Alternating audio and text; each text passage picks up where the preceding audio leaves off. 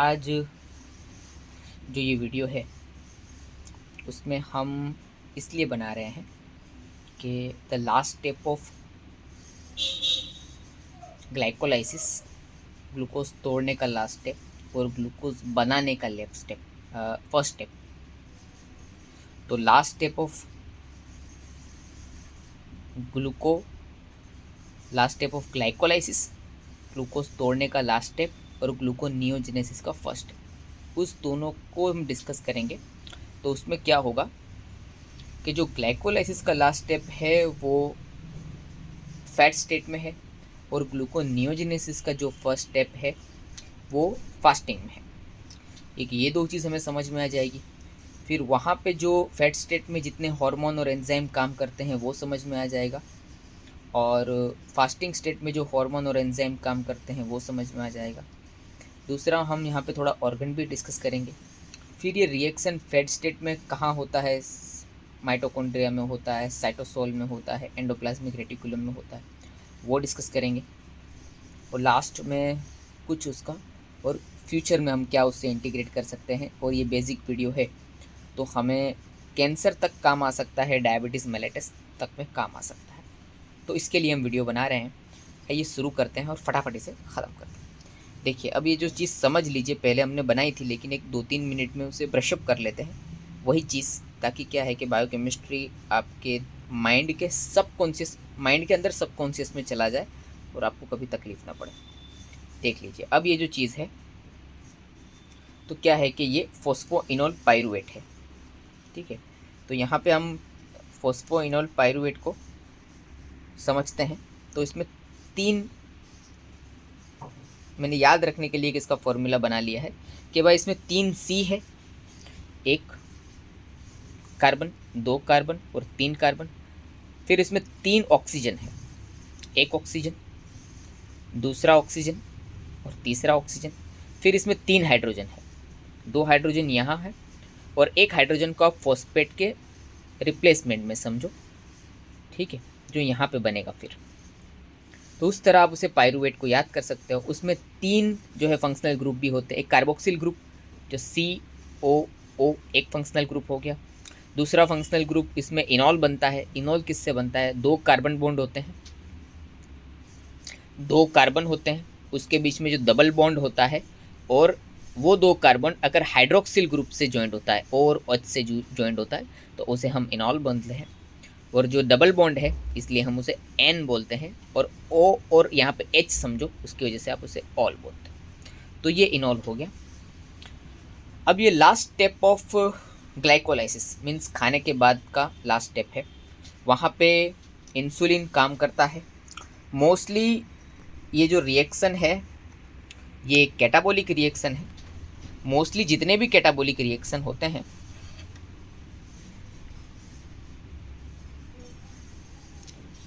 ठीक है, वो जो होता है, जो तोड़ने का काम होता है मोस्टली वो माइटोकॉन्ड्रिया में होता है। लेकिन जो है ग्लाइकोलाइसिस, उसके लिए भी एक एक्सेप्शन है। ठीक है, वो साइटोप्लाज्म में होता है कैटाबोलिक रिएक्शन। दूसरा, मोस्टली जो है इंसुलिन सारे एनाबोलिक पाथवे कराता है, तो ये इंसुलिन के लिए भी एक्सेप्शन है कि इंसुलिन जो है कैटाबोलिक पाथवे को एक्टिवेट करता है। दूसरा, अब इंसुलिन काम करवाता है। तो अब हम एक चीज़ और यहाँ पे थोड़ा फोर्स करते हैं कि ये है इंसुलिन और ये है एंजाइम पाइरूवेट काइनेस। अब ये इंसुलिन पाइरूवेट काइनेस को कैसे एक्टिवेट करता है, उसके लिए मैंने एक और स्लाइड बना के रखी है डिटेल में। खाली वहाँ पे आपको 1 मिनट के लिए ले जाता हूँ। दूसरी स्लाइड है लेकिन इसी तरह एक्टिवेट करता है। सॉरी, दूसरा कागज़ है, देख लीजिए। अब इंसुलिन क्या करेगा, इंसुलिन एक्टिवेट करेगा प्रोटीन फॉस्फेटेज। उसका मतलब क्या कि प्रोटीन पे से फॉस्फेट हट जाएगा। Protein phosphatase in the sense कि प्रोटीन में से फॉस्फेटेज हट जाएगा। लेकिन यहाँ पे प्रोटीन नहीं है, तो यहाँ पे क्या हो जाएगा, प्रोटीन फॉस्फेटेज की जगह पे आप समझिए एंजाइम फॉस्फेटेज। और एंजाइम के अंदर जो एमाइनो एसिड होता है वो प्रोटीन समझ लीजिए या फिर। तो इंसुलिन क्या करेगा, फॉस्फेटेज करेगा। फॉस्फेटेज मतलब क्या करेगा कि वो फॉस्फेट को हटाएगा, और ये फॉस्फेटेज मेनली हाइड्रोलेज एंजाइम होता है, मीन्स वहाँ से पानी की मदद से उसे रिमूव करेगा। तो फॉस्फेट के अंदर जो एंजाइम के अंदर जो भी अमाइनो एसिड रहेगा वहाँ से वो फॉस्फेट हटा देगा, मीन्स एंजाइम हो जाएगा डीफॉस्फोराइलेटेड स्टेट में, मीन्स एंजाइम के पास से करेंसी ले लेगा। तो फिर वो एंजाइम एक्टिवेट हो जाएगा, ठीक है। और वो जो एंजाइम यहाँ पे एक्टिव होता है वो होता है जो यहाँ पे हम स्लाइड है वो PFK2 है। तो वही चीज़ को हम यहाँ अप्लाई करते हैं कि भाई इंसुलिन एक्टिवेट हुआ एक्सेप्शनल केस में फॉर द कैटाबोलिक पाथवे।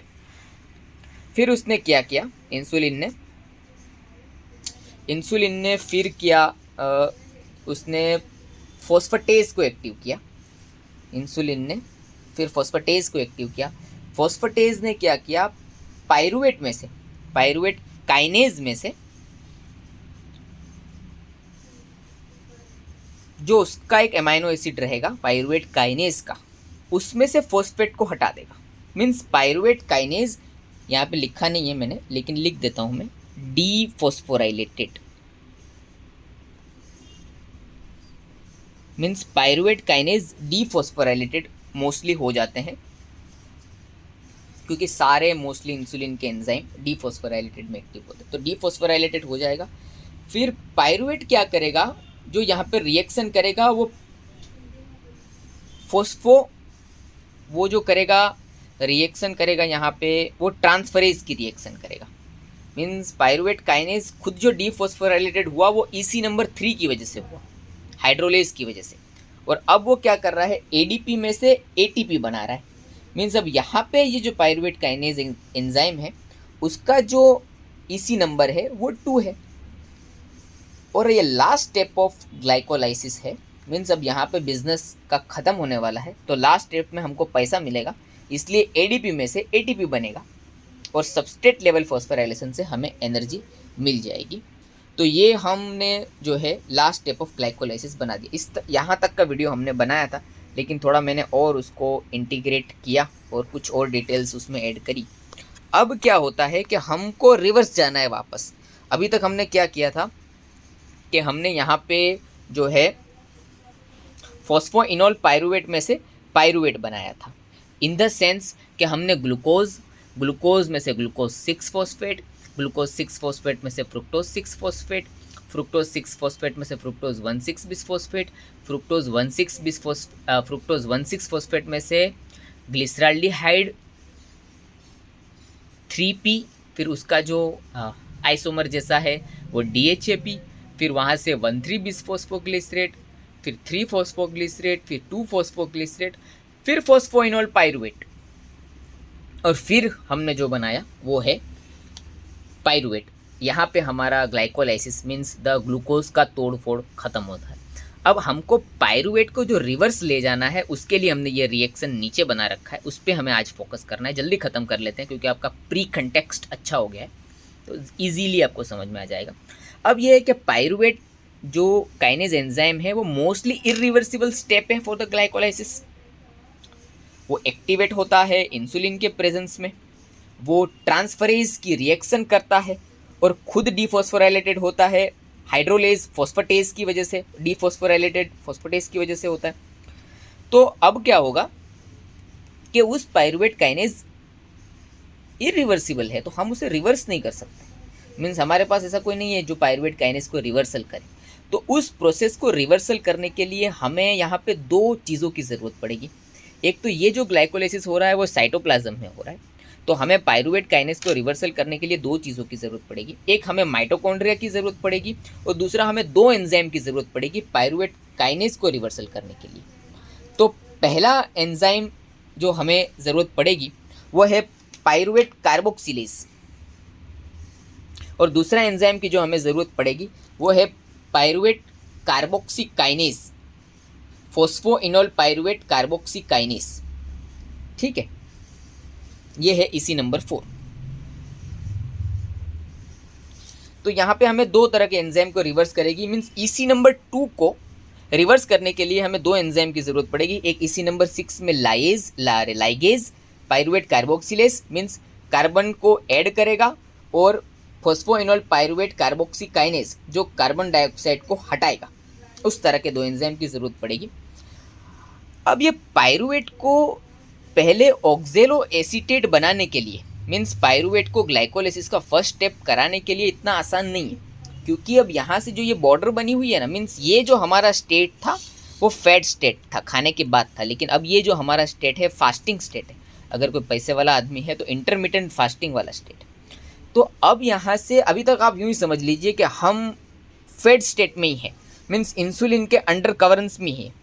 तो क्या होगा कि इंसुलिन की वजह से हमने ग्लूकोज में से पायरुवेट बना लिया। एक स्टेप यहाँ पे नहीं लिखा है, लेकिन वो मैं आपको ओरली बता देता हूँ।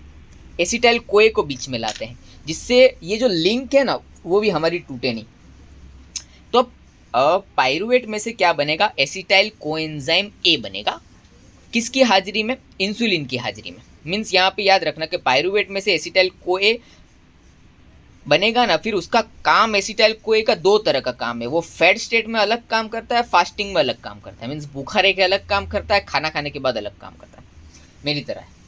तो एसिटाइल कोए यहाँ पे लिखा नहीं है, लेकिन पायरुवेट में से एसिटाइल कोए बनेगा। अब वो एसिटाइल कोए अभी तक हम यूँ ही समझते हैं कि भाई हम फैट स्टेट में ही हैं। तो अब एसिटाइल कोए और खाने के बाद है, तो क्या करेगा, सबसे पहले वो चला जाएगा TCA साइकिल में। एनर्जी धंधा कर रहे थे हम लोग, खाने के बाद जो ग्लाइकोलाइसिस हो रहा था, धंधा हो रहा था, बिजनेस हो रहा था, TCA साइकिल में चला जाएगा। TCA एक वाइटल पाथवे है, वो ना कोई फॉस्फोराइलेटेड से, ना कोई डीफॉस्फोराइलेटेड से, ना कोई इंसुलिन से, ना कोई ग्लाइकोलाइसिस से, किसी से वो इफेक्ट नहीं होता है। तो वो क्या कर रहा था, वहाँ पे TCA से हमें जो एनर्जी मिलेगी वो बॉडी को हमको काम आएगी। तो पहला काम ग्लाइकोलाइसिस का फैट स्टेट में विया acetyl coenzyme A in the presence of the insulin, वो क्या करेगा, TCA साइकिल में जाएगा और एनर्जी रिलीज करवाएगा। उसकी वजह से बॉडी को ताकत मिलेगी, पैसा मिलेगा। ताकत मिलेगी इन द सेंस ATP मिलेंगे, पैसा मिलेगा, उसका भी वो ही मतलब है समझाने के लिए। अब जो दूसरा काम एसिटाइल कोएंजाइम में करेगा कि पैसा मिल गया, ATP मिल गया, लेकिन अभी और ग्लूकोज आ रहा है, और ग्लूकोज टूट रहा है, और एसिटाइल कोएंजाइम में बन रहा है। तो अब एक लिमिट होती है TCA साइकिल की, वो घूम रहा है, पैसा हो रहा है। तो बाकी का क्या करते हैं, TCA साइकिल एसिटाइल कोएंजाइम है उसको डाइवर्ट कर देता है, तो उसको स्टोर फॉर्म में ले जाता है। तो किस फॉर्म में स्टोर करता है, वो फैट के फॉर्म में स्टोर करता है। कैसे स्टोर करता है, तो एसिटाइल कोएंजाइम ए में से बनेगा मेलोनाइल कोएंजाइम है, मेलोनाइल कोएंजाइम ए में से बनेगा फैटी एसिड, फैटी एसिड में से बनेगा ट्राइग्लिसराइड, और फिर ग्लिसरॉल। इस तरह वो एडिपोज टिश्यू में मेनली ट्राइग्लिसराइड स्टोर होता है। तो यहाँ तक हम ट्राइग्लिसराइड और एडिपोज टिश्यू तक आ गए।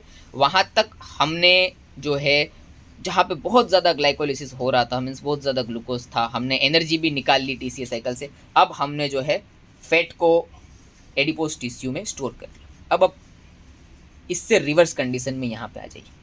अब ये लीजिए कि भाई आदमी इस पोजीशन में है कि बाढ़ आई हुई है, साइक्लोन आया हुआ है, जैसे आज साइक्लोन है, कुछ जगह पे तकलीफ हो रही है, समझ लीजिए कि अब खाना नहीं मिल रहा है। तो अब यहाँ पे तो स्टोर होने का कोई गुंजाइश है नहीं, क्योंकि ग्लूकोज ही नहीं है।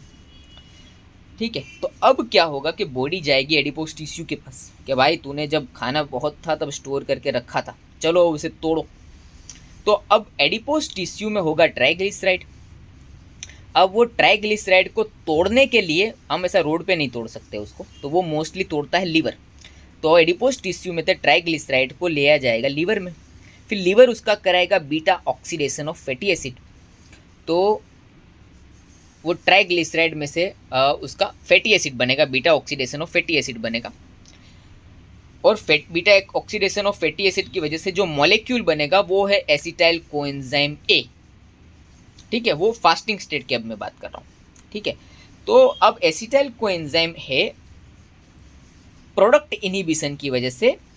तो अब यहाँ पे acetyl coenzyme A glycolysis gluconeogenesis में फास्टिंग स्टेट में बनने के 2 रीज़न हैं, नहीं बनने के 2 रीज़न हैं। एक तो ग्लूकोज है ही नहीं, ग्लूकोज है ही नहीं तो TCA साइकिल का फर्स्ट स्टेप ही नहीं हो रहा है, एनर्जी नहीं बन रही है उसमें से। हमको एनर्जी के लिए भी दूसरे पाथवे की ज़रूरत है, तो हम यहाँ स्टोर कहाँ से करेंगे, एसिटाइल कोएंजाइम में कहाँ से करेंगे। तो सबसे पहला स्टेप तो ये कि ग्लाइकोलाइसिस ही नहीं हो रहा, इसके लिए एसिटाइल कोएंजाइम में नहीं बनेगा। तो अब बॉडी ने अल्टरनेटिव ऑप्शन बनाया कि उसने एडिपोज टिश्यू में से जो स्टोरेज था हमारा ट्राइग्लिसराइड का, फैट का, उसे तोड़ के एसिटाइल कोएंजाइम में ए बनाया।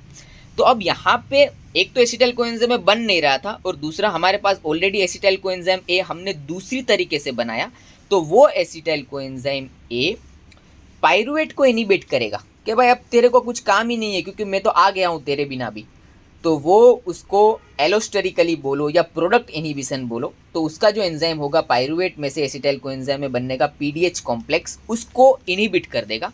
तो अब यहाँ से दो तरह से एसिटाइल कोएंजाइम में नहीं बनेगा ऑलरेडी, एक तो ग्लूकोज ही नहीं है और दूसरा बॉडी ने जो दूसरी तरीके से बनाया वो नहीं बनने वाले रिएक्शन को और इनहिबिट करेगा।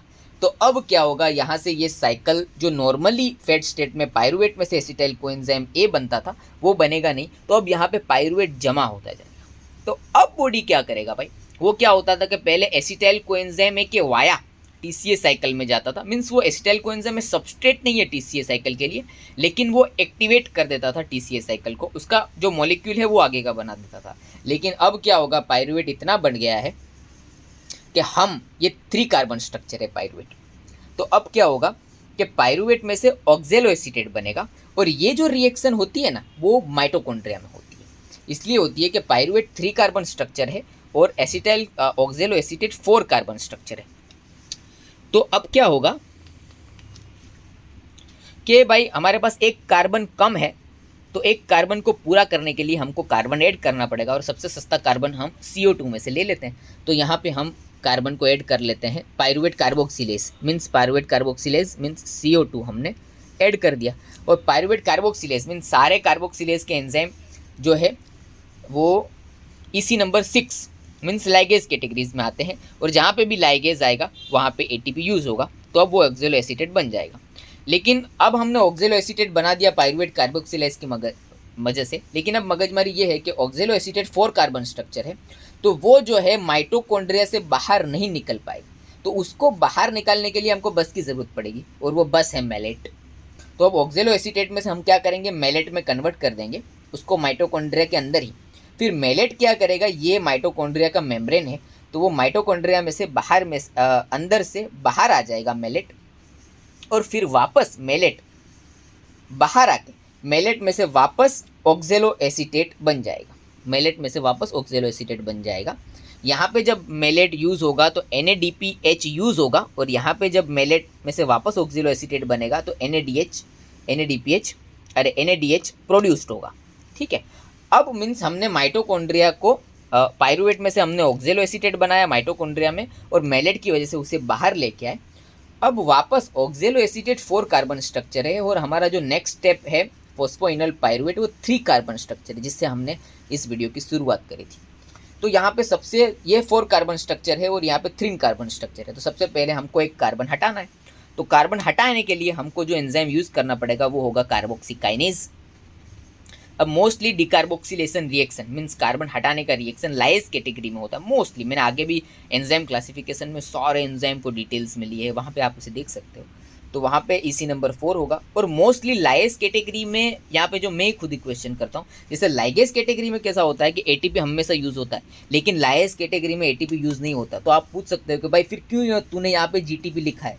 मैंने इसलिए GTP लिखा है कि वो लाइज कैटेगरी का एंजाइम है, लेकिन GTP यहाँ पे इसलिए यूज़ होता है कि जो ऑक्जेलो एसीटेट है वो 4 कार्बन स्ट्रक्चर है, तो हमने फॉस्फोइनोल पाइरुवेट बनाने के लिए हमें 3 कार्बन स्ट्रक्चर के लिए हमने कार्बन डाइऑक्साइड तो हटा लिया, लेकिन यहाँ पे एक चीज़ और है, फॉस्फोइनोल पाइरुवेट एक फॉस्फेट एक्स्ट्रा है जो ऑक्जेलो एसीटेट के पास नहीं है था, तो वो फॉस्फेट को ऐड करने के लिए हमने यहाँ पे GTP को यूज़ किया है, और GTP में से GDP बनेगा, और एक फॉस्फेट जो ऐड होगा वो यहाँ पे आ जाएगा। इस तरह फिर हमने पाइरुवेट काइनेक्स को रिवर्स किया, हमने जो है फास्टिंग स्टेट में ऑक्जेलो एसीटेट, और ऑक्जेलो एसीटेट से हमने उसे रिवर्स किया मैलेट, फिर मैलेट से हमने उसे बाहर निकाला, फिर वापस मैलेट में से हमने ऑक्जेलो एसीटेट बनाया, और फिर हमने उसे फॉस्फोइनोल पाइरुवेट बना। अब ये फैट स्टेट फास्टिंग स्टेट है ग्लूकोनियोजेनेसिस, इसलिए यहाँ पे जो एंजाइम होगा वो ग्लूकागोन होगा, और ग्लूकागोन क्या करता है, मोस्टली सारे एंजाइम को फॉस्फोराइलेटेड करके एक्टिव करता है। यहाँ पे कैसा था, हमने इस एंजाइम को डीफॉस्फोराइलेटेड करके एंजाइम, ये कैसे करता है, फॉस्फोराइलेटेड करके एक्टिव करता है। कैसे करता है वो मोस्टली ATP में से साइक्लिक AMP बनाता है। मीन्स यहाँ पे मैं हार्मोन और एंजाइम का लिंक बता रहा हूँ। हार्मोन ग्लूकागोन है और एंजाइम यहाँ पे है पायरुवेट कार्बोक्सिलेज और फॉस्फोइनोल पायरुवेट कार्बोक्सिकाइनेज। तो ग्लूकागोन उसे कैसे एक्टिवेट करेगा, तो ग्लूकागोन यहाँ पे रिलीज होगा क्योंकि खाना है नहीं, उसको हाइपोग्लाइसीमिया को मेंटेन करना है। तो अब वो क्या करेगा, एटीपी को बुलाएगा, मीन्स खर्चे वाला काम है, अब खाना है नहीं, हमारे पास पैसा है नहीं, बिजनेस है नहीं, एटीपी को बुलाएगा, एटीपी में से साइक्लिक एएमपी बनेगा, साइक्लिक एएमपी प्रोटीन काइनेज बनाएगा और प्रोटीन काइनेज जो है फॉस्फोराइलेट करेगा प्रोटीन को, लेकिन यहाँ पे हम फॉस्फोराइलेट कर रहे हैं एंजाइम। फिर वो एंजाइम फॉस्फोराइलेटेड स्टेट में काम हो करेगा और पायरुवेट कार्बोक्सिलेज और फॉस्फोइनोल पायरुवेट कार्बोक्सिकाइनेज की वजह से हम पायरुवेट में से ग्लूकागोन के प्रेजेंस में ये दो एंजाइम के मदद से लाइएज और लाइगेज कैटेगरी की मदद से हम ये कैटाबोलिक रिएक्शन दो स्ट्रक्चर माइटोकॉन्ड्रिया और साइटोसोल की मदद से, और मेलेट्स को सटल नहीं है, यहाँ पे सटल नहीं है, हम कभी बाद में डिस्कस करेंगे, मेलेट को यूज़ करके एसिटाइल कोएंजाइम ए और फैटी एसिड को एडिपोज टिश्यू में से फैटी एसिड को तोड़ फोड़ के हम इतनी मगजमारी करके ग्लाइकोलाइसिस का लास्ट स्टेप और ग्लूकोनियोजेनेसिस का फर्स्ट स्टेप को हम कनेक्ट कर रहे हैं। Thank you. वीडियो थोड़ा लंबा है लेकिन बहुत अच्छे से बना है, अगर एक बार आप देखोगे तो मज़ा आएगा। Thank you.